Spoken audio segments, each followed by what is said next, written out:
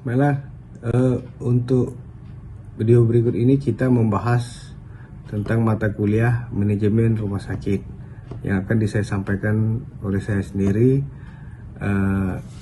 Dr. Dahlan Gunawan, dosen Fakultas Kedokteran Universitas Batam yang ada di Batam di Kepulauan Riau. Manajemen rumah sakit itu sendiri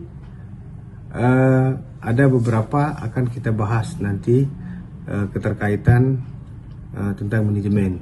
Sedangkan apa itu manajemen rumah sakit? Manajemen rumah sakit itu sendiri suatu kegiatan rumah sakit yang mempergunakan berbagai sumber daya yang ada secara efektif dan efisien untuk menciptakan jasa pelayanan yang bermutu untuk mencapai suatu tujuan yang ditetapkan.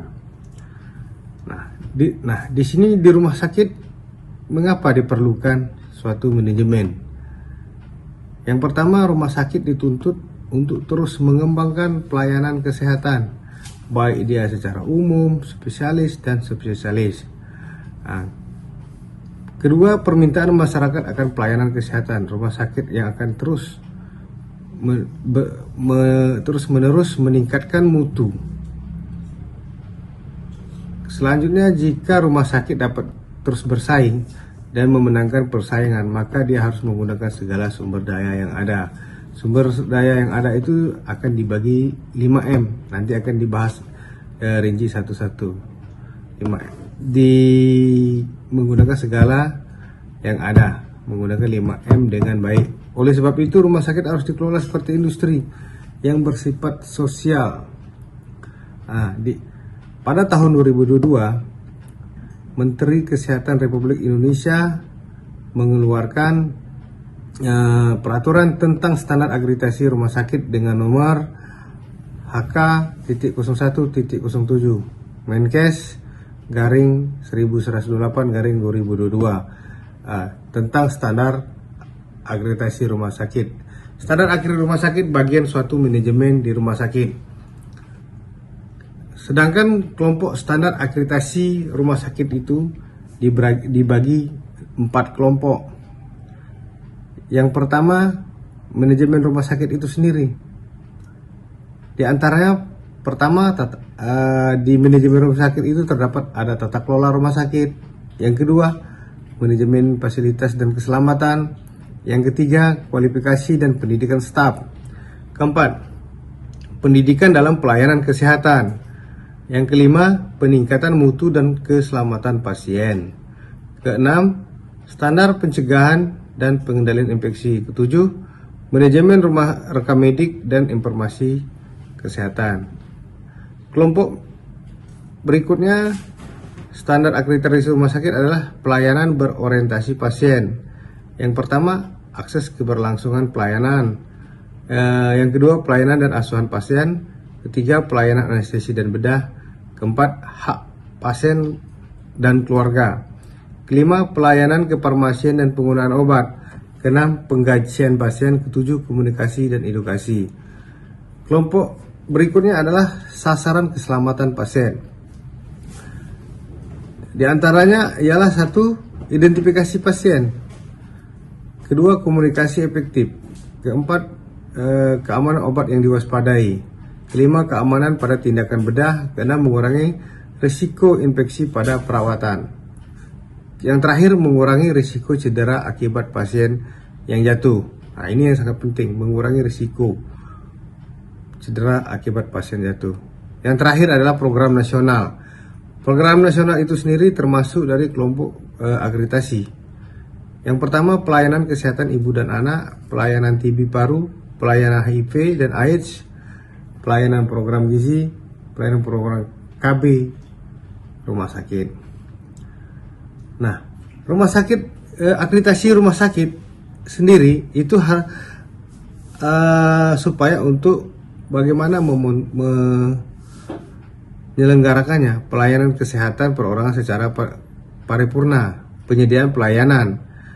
Semestinya harus dilengkapi dengan rumah sakit itu harus menyediakan pelayanan seperti rawat inap, rawat jalan, dan gawat darurat. Memberikan pelayanan rumah sakit harus memperhatikan mutu dan keselamatan pasien. Di antaranya pelayanan kesehatan yang bermutu adalah pelayanan yang memiliki karakter aman, tepat waktu, efisien, efektif, berorientasi pada pasien, adil dan terintegrasi. Rumah sakit itu sendiri harus ada pemenuhan mutu pelayanan di rumah sakit yang harus dilakukan dengan dua cara, yaitu peningkatan mutu secara internal dan peningkatan mutu secara eksternal. Peningkatan mutu internal sendiri atau internal continuous quality improvement, yaitu rumah sakit melakukan upaya peningkatan mutu secara berkala, antara lain penetapan, pengukuran, pelaporan, dan evaluasi indikator mutu serta pelaporan insiden keselamatan pasien. Nah, peningkatan mutu secara internal ini menjadi hal terpenting bagi rumah sakit untuk menjamin mutu pelayanan. Peningkatan mutu eksternal atau istilah external continuous quality improvement merupakan bagian dari upaya peningkatan mutu pelayanan di rumah sakit secara keseluruhan.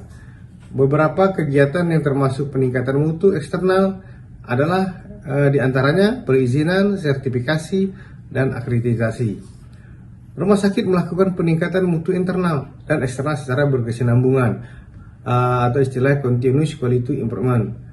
Nah, di sini di rumah sakit dibutuhkan suatu akreditasi. Akreditasi sendiri adalah pengakuan terhadap mutu pelayanan rumah sakit setelah dilakukan penilaian bahwa rumah sakit telah memenuhi standar akreditasi yang disetujui oleh pemerintah.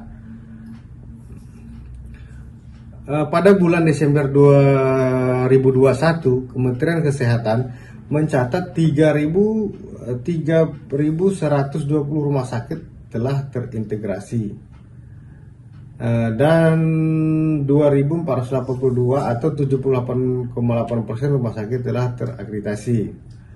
Nah, selanjutnya 630 rumah sakit atau 21,2% belum terakreditasi.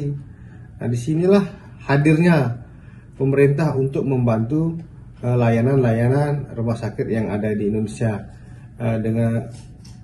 dengan upaya percepatan akreditasi rumah sakit mengalami beberapa kendala. Biasanya akreditasi rumah sakit itu banyak kendalanya kalau tidak ada cepat dan sumber daya manusianya harus dipenuhi dan kerjasama yang bagus.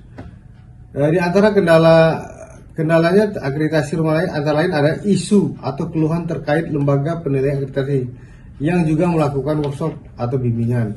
Penilaian akreditasi dianggap mahal, masih kurangnya peran pemerintah daerah dan pemilik rumah sakit dalam pemenuhan syarat akreditasi, akuntabilitas lembaga dan lain-lain. Pada tahun 2024 pemerintah mengharapkan seluruh rumah sakit di Indonesia telah terakreditasi. Target RPJMN tahun 2020 sampai dengan 2024 dalam upaya meningkatkan cakupan akreditasi rumah sakit. Nah, di sini pemerintah mendorong terbentuknya lembaga independen penyelenggara akreditasi serta transformasi sistem akreditasi rumah sakit. Sejalan dengan terbentuknya lembaga-lembaga independen penyelenggara akreditasi, maka perlu ditetapkan standar akreditasi rumah sakit yang akan dipergunakan oleh seluruh lembaga independen penyelenggara akreditasi rumah sakit dalam melaksanakan penilaian akreditasi. Nah, sedangkan tujuan akreditasi itu sendiri, yang pertama untuk meningkatkan mutu dan keselamatan pasien di rumah sakit itu sendiri. Kedua, menjadi acuan bagi lembaga independen penyelenggara akreditasi rumah sakit dan rumah sakit dalam menyelenggarakan akreditasi rumah sakit. Yang ketiga, menjadi acuan bagi Kementerian Kesehatan, Dinas Kesehatan Daerah, Provinsi, dan Dinas Kesehatan Daerah Kabupaten Kota dalam pembinaan dan evaluasi mutu keselamatan pasien di rumah sakit. Nah, sedangkan ruang lingkup akreditasi rumah sakit itu sendiri, yang pertama menyelenggarakan akreditasi rumah sakit yaitu persiapan, pelaksanaan, penilaian akreditasi, dan pasca akreditasi. Atau boleh juga apabila rumah sakitnya belum siap, manajemennya belum siap, bisa minta bimbingan ke lembaga-lembaga yang ada, lembaga-lembaga independen penyelenggara akreditasi rumah sakit. Berikutnya, standar akreditasi rumah sakit meliputi gambaran umum, maksud dan tujuan, serta elemen penilaian pada setiap kelompok standar akreditasi rumah sakit. Mungkin itu aja untuk manajemen rumah sakit. Kita tutup. Terima kasih. Assalamualaikum warahmatullahi wabarakatuh.